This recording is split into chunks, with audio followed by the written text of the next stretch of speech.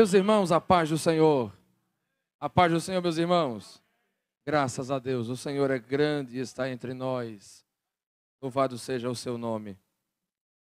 Estamos felizes em poder, mais uma vez, cultuar a Deus juntamente com os irmãos, aqui no nosso templo central. Feliz pelo convite do nosso querido irmão, evangelista Francisco.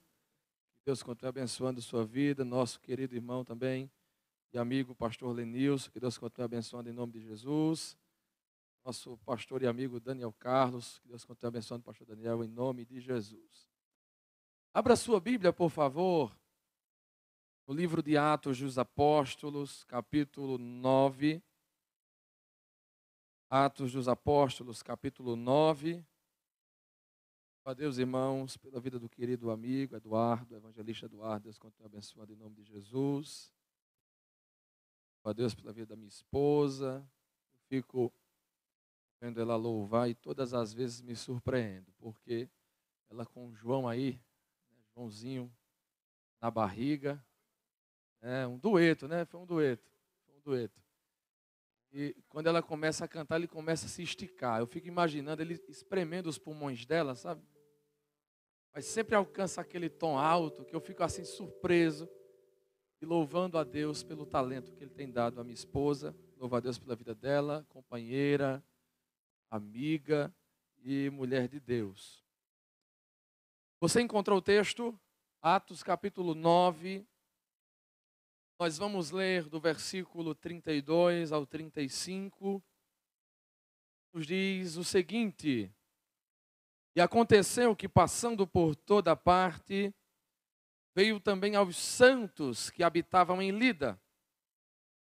E achou ali certo homem chamado Enéas, jazendo numa cama, havia 8 anos, o qual era paralítico. E disse-lhe Pedro: Enéas, Jesus Cristo te dá saúde. Levanta-te e faze a tua cama. E logo se levantou. E viram-no todos os que habitavam em Lida e em Sarona, os quais se converteram ao Senhor. Amém? Mantenha sua Bíblia aberta, não feche ela. Nós estaremos constantemente recorrendo a este e a outros textos das Sagradas Escrituras. Queridos irmãos, nós temos aqui uma porção da palavra de Deus em um livro e eu tenho um grande apreço. Na verdade, os escritos de Lucas, todo o corpus lucano, o Evangelho e o livro de Atos muito me chamam a atenção. E aqui em Atos dos Apóstolos, nós temos Lucas se dando ao dever de registrar as obras de Cristo, esta feita através da sua igreja e dos seus enviados. Lucas começa o livro de Atos, no capítulo 1, versículo 1, dizendo que havia escrito um primeiro tratado a um grego chamado Teófilo, a respeito das coisas que Jesus começou não só a fazer, mas também a ensinar. Aqui ele se refere ao seu evangelho, mas é interessante porque ele diz que no evangelho escreveu aquilo que Jesus começou a fazer e a ensinar. E isto infere que agora neste escrito, no livro de Atos, ele se encarrega de escrever o que Jesus continuou a fazer e a ensinar por ocasião da sua igreja. Em Lucas, no evangelho, ele se encarrega de descrever os atos de Jesus como um profeta poderoso em palavras e obras, como ele bem mencionou em Lucas 24, 19. Mas aqui em Atos, ele traça o histórico de uma igreja profética, uma comunidade de profetas cheios do Espírito Santo, que tinha a incumbência de anunciar que Jesus Cristo está vivo. E aqui em Atos, nós temos algumas subdivisões Por exemplo, o título do livro é Atos dos Apóstolos, e nós vamos perceber que Lucas se encarrega de traçar o perfil de alguns personagens em específico. Capítulo 1 e capítulo 2, ele traça a vida da comunidade da igreja primitiva. Capítulo 3, capítulo 4, capítulo 5, ele mostra os atos de Pedro e João. Capítulo 6, ele descreve os atos, primeiro, de um discípulo, de um diácono chamado Estevão. Capítulo 6 e capítulo 7. No capítulo 8, ele fala de um outro diácono, agora com um perfil de evangelista, chamado Estevão, ou melhor, chamado Filipe. Capítulo 9, ele nos descreve a respeito da chamada de Paulo, e agora ele inicia uma sessão que vai até o capítulo 11, os Atos do apóstolo Pedro. Lucas coloca o ministério de Jesus como parâmetro, como modelo, como paradigma. E do mesmo modo que ele apresenta Jesus no seu evangelho, primeiro, no seu nascimento, segundo, na sua unção, e terceiro, no seu ministério. Você confere isso em Lucas capítulo 1 e capítulo 2, no nascimento, capítulo 3, a sua unção, capítulo 4 em diante, o seu ministério. Do mesmo modo, ele faz aqui em Atos dos Apóstolos. Isso tudo de caso pensado. Nada aqui em Lucas é acidental. Ele se encarrega de descrever didaticamente, tomando o evangelho como padrão. Então ele descreve a unção, o nascimento da igreja no capítulo 1, consequentemente o nascimento da comunidade de profetas. Capítulo 2, ele descreve a unção da igreja. E capítulo 3, o ministério da igreja.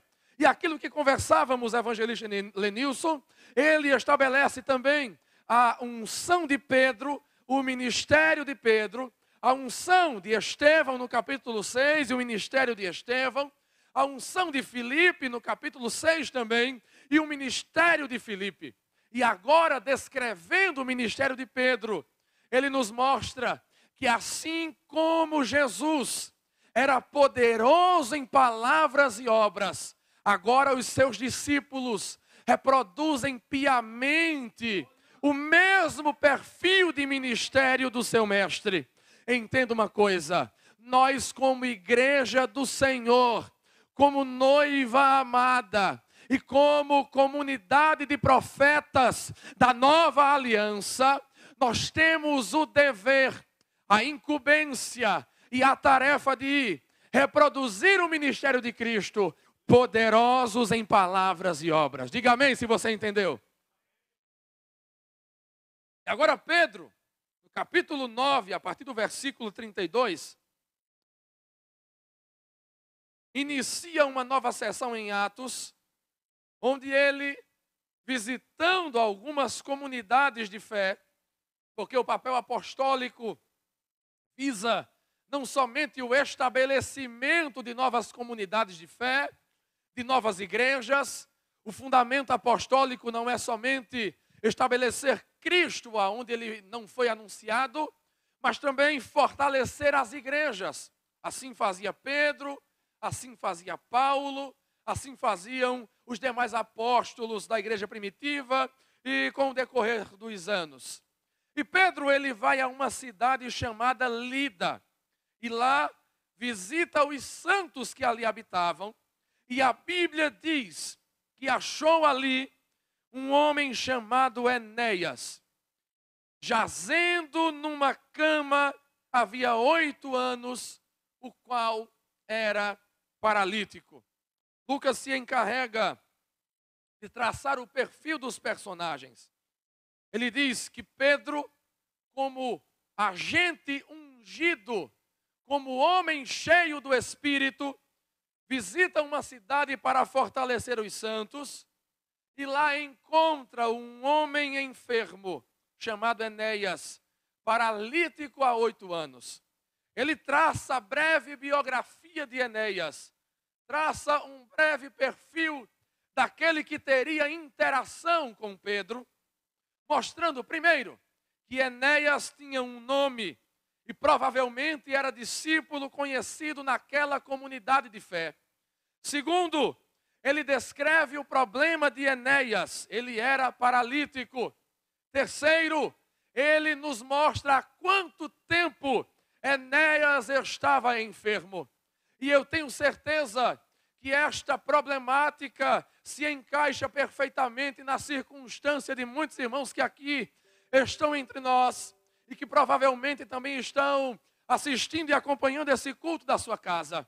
Você tem um nome, você tem um perfil, você tem uma personalidade e também você tem uma circunstância que está assolando você.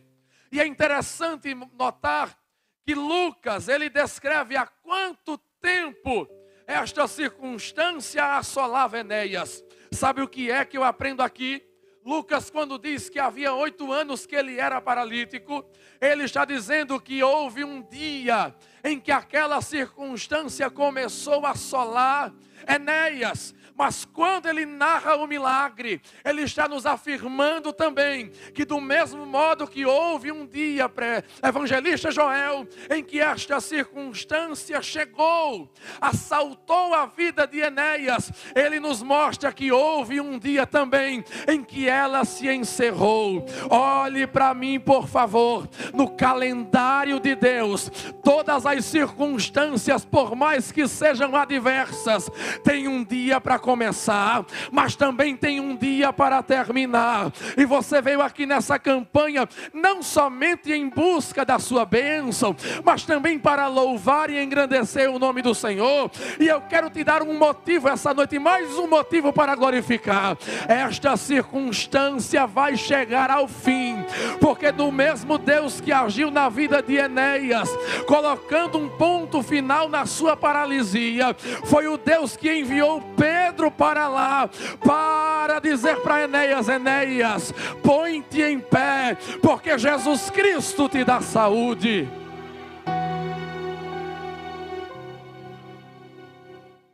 Vamos mergulhar um pouco na história. Imagine Enéas trabalhando, chegando em casa se queixando de dores na coluna, conversando com a sua esposa, dizendo para ela: minha véia, às vezes eu sinto uma dormência nas pernas. É um incômodo, é uma dor. Mas houve um dia que a dor foi tão intensa, a dormência, que Enéas não conseguiu se levantar da cama. O texto não diz, porque na época os recursos médicos não eram como os de hoje. Mas quem sabe, uma hérnia de disco pressionando as vértebras deste homem. Eu me lembro de um irmão que nós fomos visitar logo no começo da pandemia. Estava paralítico, porque a hérnia de disco havia prensado as suas vértebras. Eu me lembro bem que nós oramos por ele, ele sentiu o poder de Deus tocar a sua coluna. E a cura se deflagrou naquele momento. Meses se passaram, do nada, o irmão que me levou até ele disse: Emanuel, um milagre aconteceu. Lembra do irmão fulano, da hérnia de disco? Eu disse: lembro, como é que ele está? Ele fez uma tomografia. E os médicos não entenderam o resultado, enviaram para Recife. Chegou em Recife, mandaram de volta com o laudo. Não há mais hérnia nenhuma. Eu imagino Enéas sendo diagnosticado pelo médico. O médico foi à sua casa, disse: olha, eu já vi alguns casos parecidos como este. E infelizmente todas as pessoas que eu vi até hoje não voltaram a andar. E Enéas toma posse daquele diagnóstico. Mas naquele dia em que Pedro o visita, era o dia em que Deus decidiu dar um basta naquela situação. Entenda uma coisa. Se este for o dia que Deus decidiu dar um basta, Porque foi de repente, foi de modo inesperado. As ações de Deus são inesperadas. O irmão cantou aqui sobre os 10 leprosos. Quem sabe aquele dia foi mais um dia em que eles esperavam morrer. Mas eles não morreram porque Jesus apareceu no caminho. E agora, Pedro, entrando na casa de Enéas, profere uma declaração que é a base da nossa fé pentecostal. E nós não podemos de maneira nenhuma deixar essa declaração cair por terra. Pedro disse: Enéas, Jesus Cristo te dá saúde. Você já experimentou o poder do nome de Jesus? Aleluia. Aleluia. Quando o poder do nome de Jesus alcança o necessitado, alguma coisa acontece. Eu me lembro a primeira vez, eu contava aqui rapidamente para o evangelista Eduardo. A primeira vez que eu tive uma experiência marcante com o poder do nome de Jesus, eu voltei de uma conferência evangelística. Nesta conferência, pastor Daniel Carlos, eu tive um encontro com o Carlos Anacondia, com Daniel Colenda, e voltei daquele jeito pingando fogo. Eu fui pregar na congregação que a minha esposa, na época, minha namorada, congregava. E eu lembrava que o líder dos jovens era surdo de um dos seus ouvidos. Ele havia trabalhado comigo. E foi engraçado porque quando nós trabalhávamos, eu me assentei do lado do ouvido surdo dele. E eu haja conversar com ele, e ele sem reagir, sem dar resposta nenhuma. E eu dei um catucão nele e disse: fulano, tu está me ouvindo não? Tu é surdo? Estou falando contigo. Ele disse: rapaz, você está falando do lado do meu ouvido surdo. Eu me assentei do outro lado e comecei a contar a mesma história. E quem me conhece de perto sabe que eu não gosto de repetir história. Ouça apenas uma vez, porque na segunda não vou repetir mais.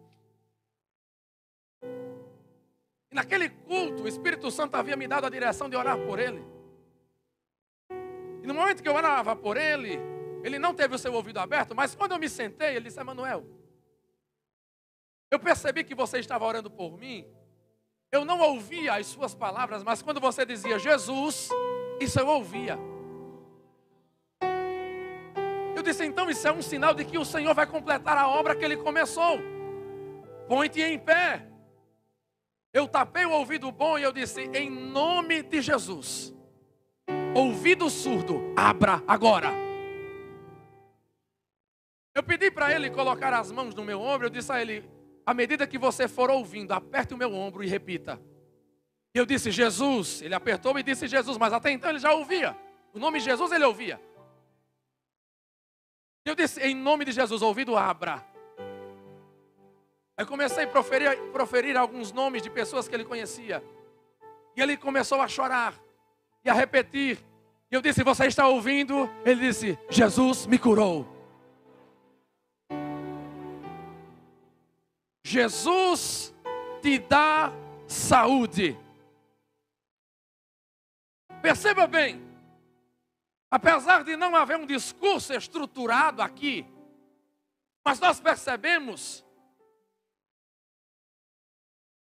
que Lucas se encarrega de demonstrar o exercício da autoridade do nome de Jesus.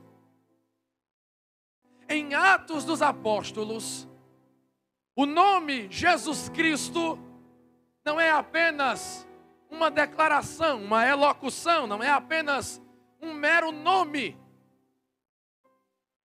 O nome de Jesus Cristo em Atos dos Apóstolos é um conceito de autoridade.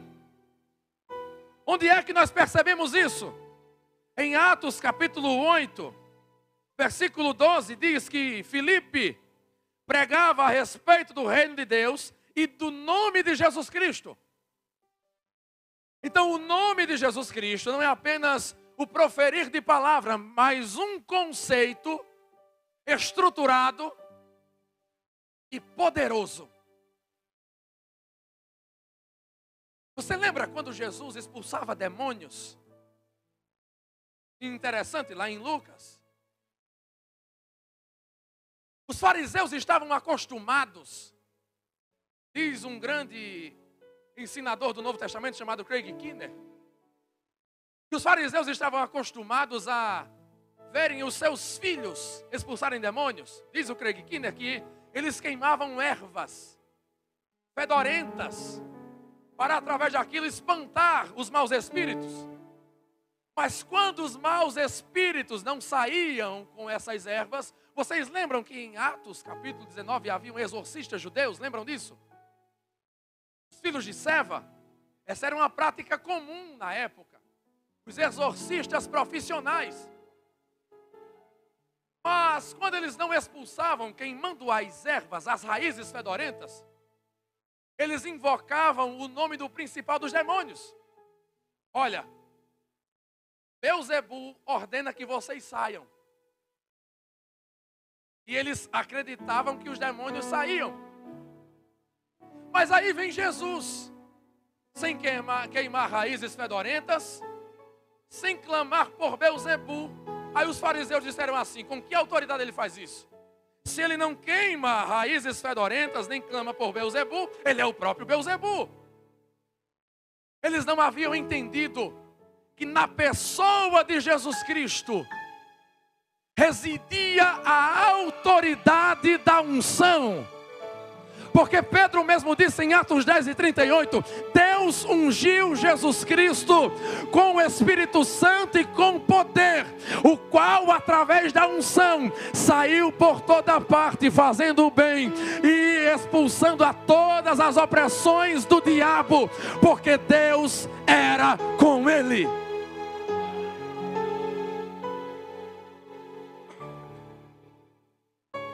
O nome de Jesus não é um mero nome que os apóstolos carregavam, mas era um conceito de autoridade sobre tudo que Jesus fez. Foi o que ele fez? Ele sujeitou a morte debaixo dos seus pés. E agora carrega sobre si a autoridade tal que Paulo disse: todo joelho se dobrará,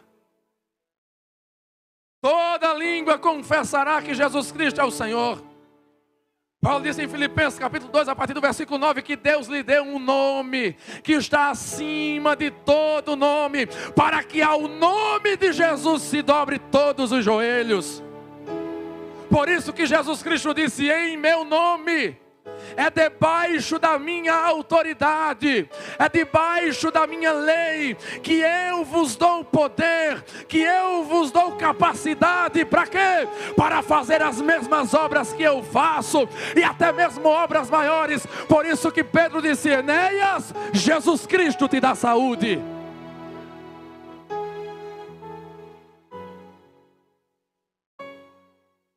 Jesus Cristo é o nome que deve ser entronizado em nossos cultos. Jesus Cristo é o nome que deve ser entronizado em nossa vida diária. Jesus Cristo é o nome que deve ser entronizado em nossos ministérios. Muito cuidado, jovens ministros, jovens cantores, jovens pregadores. Há um perigo que nos ronda. Eu acho interessante porque virou moda: ministério fulano de tal. Aí eu olho para trás, para o passado. Precisamos aprender com o passado. Um grande evangelista americano tinha um ministério JM. Mas um dia, de tanto o seu nome aparecer, ele infelizmente caiu. Entenda uma coisa: o nome que deve estar acima de todo nome é o nome de Jesus Cristo. Não é ministério Emanuel Martins, não é ministério Eduardo Marinho, me permita, não é ministério Lenilson Andres, é Jesus Cristo, Jesus Cristo, Jesus Cristo. Ebauekia Manoia Sebeas. Nós precisamos entronizar este nome.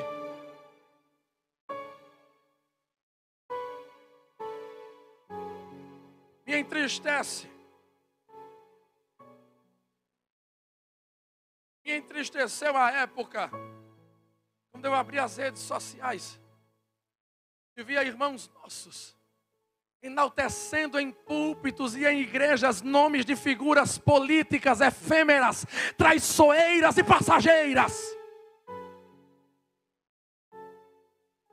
O nome que precisa ser entronizado em nosso meio não é o nome da personalidade A, B, C. Eu me recordo no tempo dos shows gospels, quando entrava o artista, a juventude ia à loucura. Teve um cantor que veio aqui em Campina Grande que o bichinho só faltou sair sem o cabelo e hoje está desviado dos caminhos do Senhor. Entenda, nós devemos enaltecer tão somente o nome de Jesus Cristo, porque este nunca se desviará, esse nunca nos trairá, esse nunca vai ser infiel às suas promessas. O nome de Jesus deve ser entronizado, exaltado e glorificado em nosso meio. Enéas, Jesus Cristo, o nome de Jesus é um conceito de autoridade.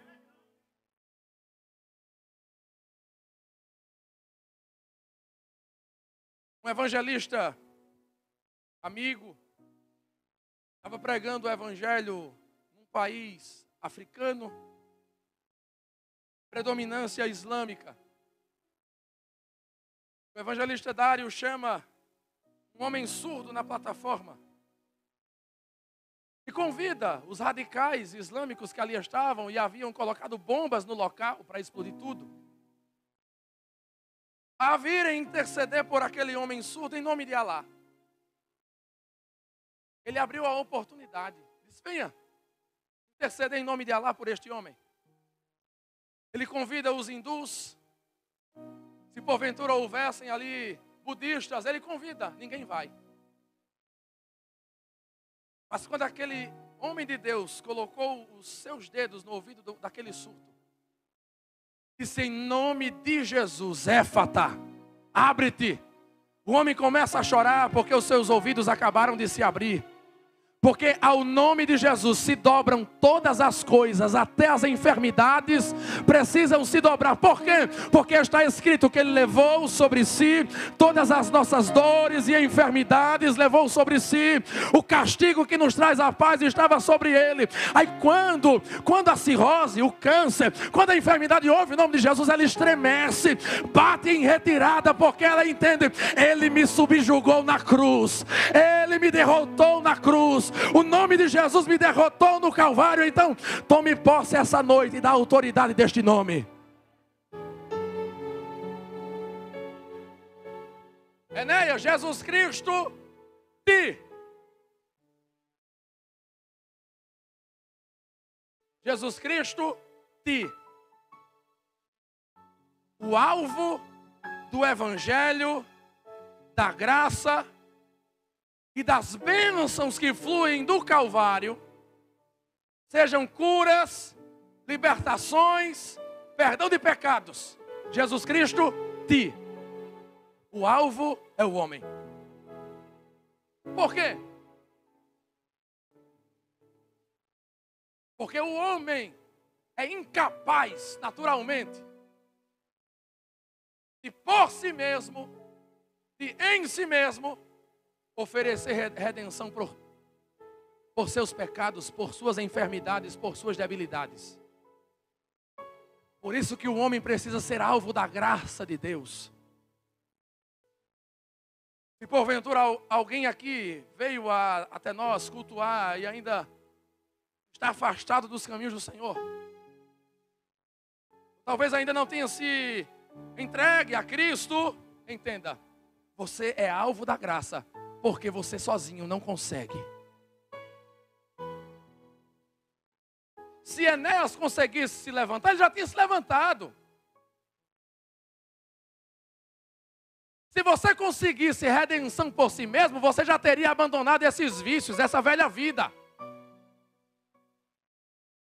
Mas ponha uma coisa em mente: você não consegue sozinho. Por isso que Pedro disse: Enéas, Jesus Cristo E é lindo porque Lucas era médico. E ele está mostrando as limitações do seu ofício profissional. Lucas estava dizendo, olha, eu reconheço que existe um ponto que a medicina vai só até ali e não mais. Mas Jesus Cristo vai aonde a medicina não consegue tocar. Vai aonde os médicos não conseguem pôr a mão. E quem é o alvo desta graça, desta bênção? Você é o alvo dela. O homem é identificado como alvo da cura, como alvo da graça. O texto diz, e se achou ali um certo homem. É lindo porque o nome do necessitado é mencionado. Mas não é mencionado como o agente do milagre, mas é mencionado como a vítima do milagre. Entenda, por mais que Deus tenha os seus instrumentos na sua casa, por mais que Deus use os seus obreiros, mas o agente do milagre sempre será Jesus Cristo. Olha o professor que está do seu lado, diga assim para ela, tu pode até ser uma bênção, mas quem te usa é Jesus. Quem opera através de ti é Jesus. Jesus é aquele que opera aquilo que você não pode operar. Jesus não é insensível às nossas necessidades. Mas Jesus também veio para nos auxiliar a vencê-las. 8 anos que Enéas sofria com essa paralisia. Mas, dali por diante, nenhum dia a mais. Jesus sabe do que você precisa. Se você, como já foi dito aqui, exercer a tua fé, nem um dia a mais. Enéas, Jesus Cristo te cura. A cura, meus irmãos, normalmente se dá pela fé. A fé é o fio condutor. A tomada que liga ao poder de Deus. E faz a cura acontecer. Algo me chama a atenção, um dos eventos miraculosos do Novo Testamento. Quando Jesus chega diante da tumba de Lázaro, o que as suas irmãs disseram, Marta, Senhor, se tu estivesses aqui, meu irmão não teria morrido. Mas Jesus disse, Marta, teu irmão há de ressuscitar. Mas ela disse, sim, Senhor, eu sei que ele há de ressuscitar na ressurreição do último dia. Perceba, Marta era uma mulher de fé. Ela cria no passado, se tu estivesses aqui, meu irmão não teria morrido. Ela era bem discipulada. Ela cria na doutrina da glorificação final. Meu irmão, eu sei, eu creio que meu irmão há de ressuscitar no último dia. A fé de Marta era para o passado, era para o futuro. Mas para o milagre acontecer, você precisa ter fé no presente. E é interessante, algumas pessoas perguntam, onde estava a fé de Lázaro? Mas Jesus disse, quem crê em mim, ainda que esteja morto, viverá. A fé de Lázaro, para que ele ressuscitasse, estava no passado, mas as das suas irmãs precisavam estar no presente. Eu sei que você é crente. Eu sei que você acredita que um dia todos nós vamos ressuscitar. Cremos na glorificação. Eu sei que você crê no milagre que Deus fez na vida do evangelista Joel. A sua fé eu sei que está no passado. Eu sei que você crê nos milagres que eu já contei aqui. Eu sei que você crê que muitos virão a esta tribuna futuramente contar o que Deus vai fazer. Mas é preciso que você creia no agora. No hoje. A tua fé precisa estar estabelecida em Cristo agora. E olha que interessante. A fé obedece. Já pensou, evangelista Francisco, se Enéas tivesse permanecido deitado quando Pedro disse: levanta, toma a tua cama e anda? O milagre não tinha acontecido. Mas a Bíblia diz que ele se levantou imediatamente. A fé obedece. Os 10 leprosos, Jesus Cristo disse: vão até os sacerdotes e apresentem a oferta que Moisés ordenou. Essa oferta que Moisés ordenou deveria ser apresentada quando a pessoa constatava a cura. A Bíblia não diz nesse momento que eles creram, mas diz que obedeceram. Aí quando um volta para agradecer, o que foi que Jesus disse? A tua fé te salvou, porque a fé obedece. Muitas vezes o sentimento nos diz algo, mas nós não devemos agir pelo sentimento. Um grande homem de Deus chamado Smith Wigglesworth dizia o seguinte: não me movo por aquilo que vejo ou ouço, eu me movo por aquilo que creio. Quando Pedro se moveu pelos sentimentos, o que aconteceu, pastor Daniel Carlos? A Bíblia diz que Jesus Cristo olhou para Pedro e disse: Pedro, vem. Pedro tinha dito: Senhor, se é tu mesmo, me manda andar sobre as águas. Aí Pedro coloca o pé, começa a andar. Mas o texto é claro, e Pedro, sentindo o vento, ele o quê? Se moveu pelos sentimentos. Teve medo e afundou. Mas enquanto ele obedecia a Cristo e olhava para Cristo, ele andava sobre as águas. Porque a fé obedece. Nós vamos orar por você aqui. Eu peço que você já se coloque de pé. Nós vamos encerrar essa mensagem. Mas é necessário que você obedeça em fé. É necessário que você obedeça em fé.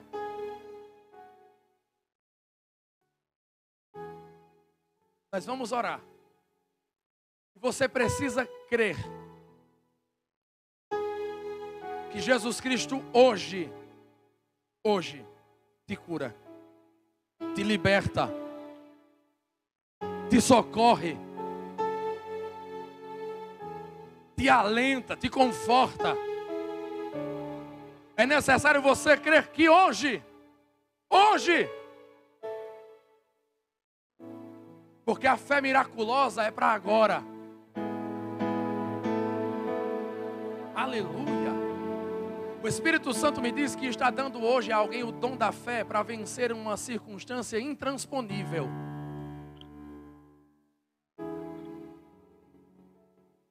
Uma circunstância intransponível, impossível, uma barreira impossível de você transpor. Deus está dando a alguém aqui o dom da fé para vencer essa circunstância. Aleluia. A fé obedece. Deus me disse: faça a minha obra que eu mesmo me encarrego de pagar a conta daquilo que eu mandei você fazer. Comecei a fazer as cruzadas sem ter no bolso um centavo. Sem ter palco, sem ter som. E do nada, um missionário americano me liga e diz: meu filho, venha buscar um som zero para você fazer suas cruzadas. Venha. Porque a fé obedece. Eu preciso crer e obedecer o que Ele me manda fazer. E de resto Ele se encarrega de operar. Eu peço que nesse momento, você que entrou aqui precisando de um milagre na sua saúde, venha aqui à frente em nome de Jesus que eu quero orar por você. Venha rápido.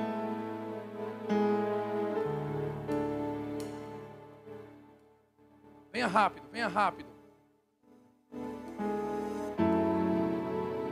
Venha. Venha rápido. Jesus Cristo quer te dar saúde hoje. Você que precisa de um milagre de libertação, vem aqui agora em nome de Jesus. Enfermidades na alma também, ansiedade, depressão, pânico,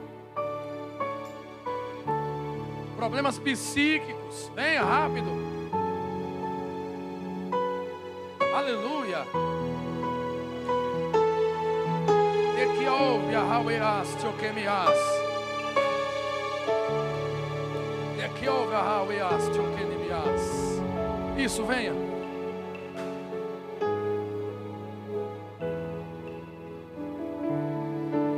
Nós vamos orar por vocês. Mas é necessário que vocês creiam e exerçam a fé de vocês no nome poderoso de Jesus Cristo. Olhem para Jesus nesse momento. Nenhuma das pessoas que vieram, ou melhor, que foram até Jesus e lhes apresentaram a sua necessidade, nenhuma voltou para casa de mãos vazias. Então olhe para Jesus essa noite e creia que um milagre que você precisa, Ele vai operar. Eu peço aos meninos do louvor, por gentileza, cantem um cântico. Exaltem ao Senhor com um cântico enquanto nós estaremos orando por esses irmãos.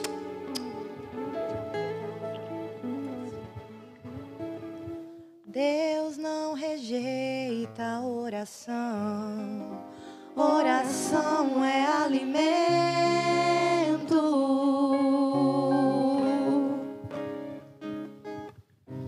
Nunca vi um justo sem resposta ou ficar no sofrimento.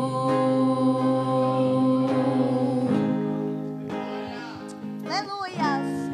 Basta somente esperar o que Deus irá fazer.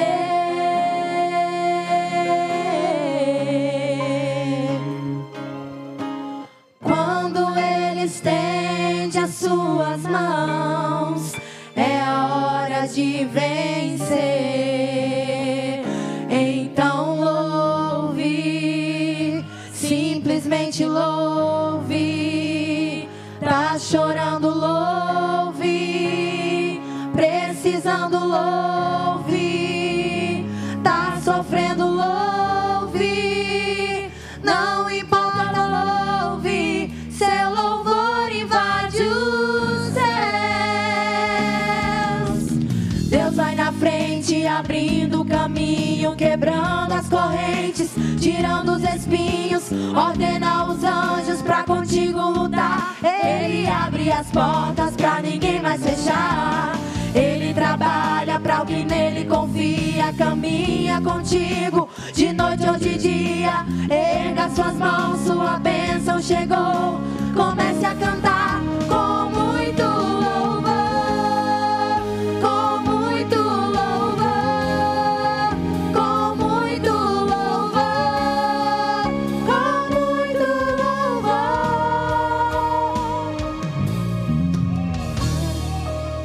Aleluia. A gente precisa entender o que Deus está falando.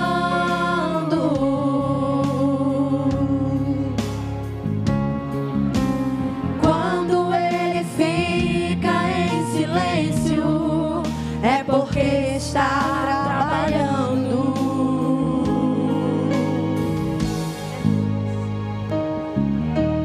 Basta somente esperar o que Deus irá fazer.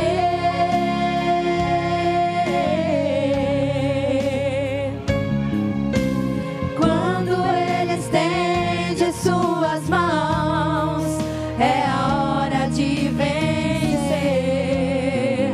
Então louve, simplesmente louve. Tá chorando, louve. Precisando, louve. Tá sofrendo, louve. Não importa, louve. Seu louvor invade os céus. Deus vai na frente, abrindo o caminho, quebrando as correntes, tirando os espinhos, ordena os anjos pra contigo lutar. Ele abre as portas pra ninguém mais fechar. Ele trabalha pra o que nele confia, caminha contigo de noite ou de dia. Erga suas mãos, sua bênção chegou. Comece a cantar com muito louvor, com muito louvor, com muito louvor, com muito louvor, com muito louvor, com muito louvor, com muito louvor, com muito louvor. E Deus vai na frente, abrindo o caminho, quebrando as correntes, tirando os espinhos, ordena os anjos pra contigo lutar. Ele abre as portas pra ninguém mais fechar. Ele trabalha pra o que nele confia, caminha contigo de noite ou de dia. Erga suas mãos, sua bênção chegou. Comece a cantar com muito louvor, com muito louvor, com muito louvor, com muito louvor, com muito louvor, com muito louvor, com muito louvor, com muito louvor,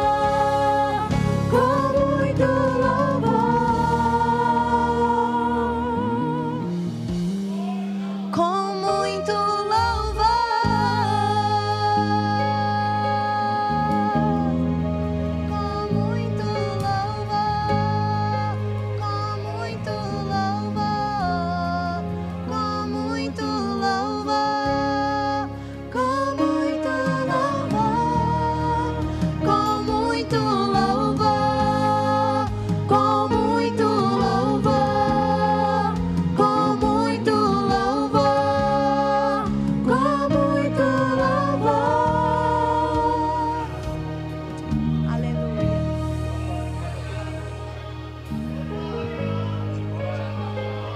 Glorifique ao Senhor. Glorifique ao Senhor. Nós colheremos testemunhos de milagres. Colheremos testemunhos de milagres. Aleluia. Quero fazer uma última oração agora. Você que deseja ser cheio do Espírito Santo. Ser cheio do Espírito Santo. Levante uma de suas mãos. Você que nunca orou em outras línguas. O Senhor que batiza no Espírito Santo está aqui para batizar você.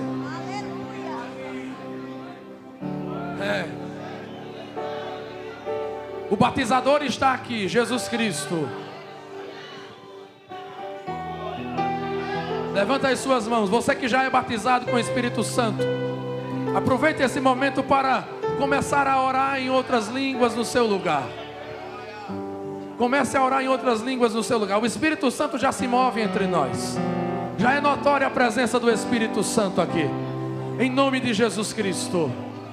Você que nunca orou em outras línguas, a Bíblia diz em Atos 2 e 4 que os discípulos foram cheios do Espírito Santo e começaram a falar em outras línguas conforme o Espírito Santo concedia que falasse.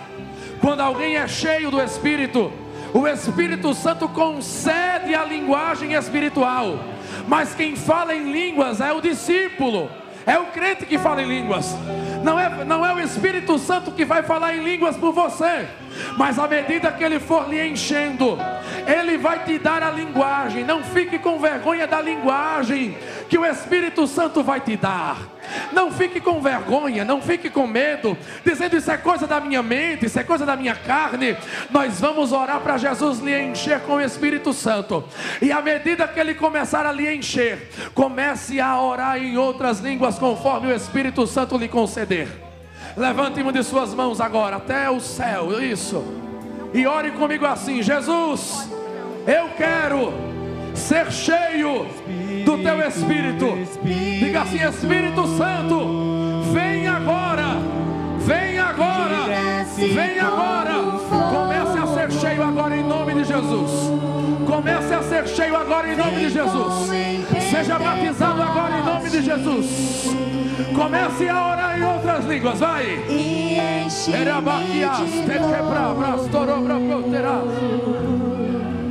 Vai. Espírito, Espírito. Comece a orar em outras línguas. Ele está aqui enchendo essa noite. Vem como em Pentecostes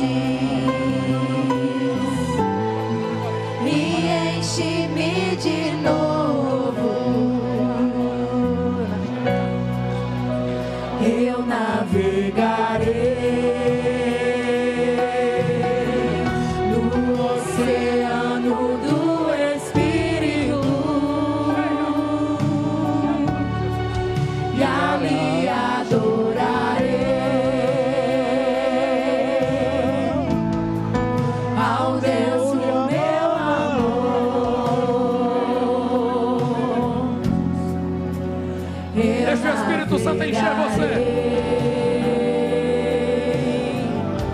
Deixa ele encher. Oceano do Espírito e ali adorarei. Deixa chover aqui dentro. Está chovendo lá fora, mas deixa chover aqui dentro. Deixa chover aqui dentro. Espírito Sinta o toque dessa chuva que cai essa noite. que desce como fogo. Vem como em Pentecostes e enche-me de novo. O Senhor está curando de depressão essa noite.